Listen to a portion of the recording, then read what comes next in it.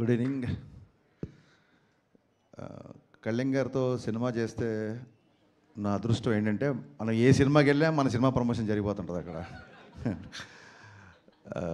First ఒక director పక్షపాతిగా trailer చూడగానే నాకు ఫస్ట్ నాని గురించి మాట్లాడించి, నాని ఎక్స్ట్రాడినరీగా ఉంది ట్రైలర్, సూపర్ కట్. అతనే ఎడిటర్ అని కూడా చెప్పారు. సో ఇంకేముంది, సవ్యసాచి ఒక డైరెక్టర్ కమ్ ఎడిటర్ అవుతే సినిమా డబల్ కమ్ ఎయిట్ ఇంకేముంది అంతకంటే. అండ్ ఇందాక చెప్పినట్టు పొలిమేర ఫంక్షన్కి వెళ్ళాను నేను, కామాక్షి అండ్ అనిల్ గారు అప్పుడు పొలిమేర ఫంక్షన్కి వెళ్ళాను. అది పొలిమేర 2 అయింది, 3, 4, 5 కూడా అవ్వచ్చు తెలియదు. అలాగే బీమ్స్ ధమాకా ఫంక్షన్కి వెళ్ళాను నేను. So the rest is history. Naresh గారితో అండ్ మా విజయ్ నాంది. సో అలాగే అదే ఆ రకంగానే చిట్టూరు సీన్ గారికి, పవన్ గారికి కూడా అదే సెంటిమెంట్ వర్కౌట్ అవ్వాలని మనస్ఫూర్తిగా నమ్ముతూ ఈ సినిమా పొలిమేరలు దాటి ధమాకా సౌండ్ ఇవ్వాలని మనస్ఫూర్తిగా కోరుకుంటున్నా. చాలా మా విజయ్ చెప్పినట్టు చాలాసేపు మాట్లాడారు అందరూ. డైరెక్టర్ గారు కోర్స్ ఫస్ట్ సినిమా ఎమోషన్, ఆయన కామాక్షి గారు చాలాసేపు మాట్లాడారు, అలాగే మా డైరెక్టర్ గారు. నా ఆశ్చర్యం ఏంటంటే వీళ్ళందరూ కలిసి 2 గంటల సినిమా ఎలా తీశారని.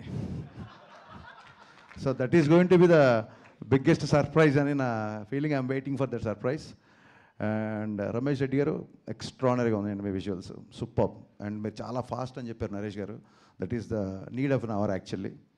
సో మీ ఇద్దరి గురించి మాట్లాడాలి, బట్ మీ ఇద్దరి గురించి అందరి గురించి మీరే మాట్లాడారు. మళ్ళీ మీ ఇద్దరి గురించి నేను మాట్లాడే వెంటనే హర్ష అండ్ జీవన్.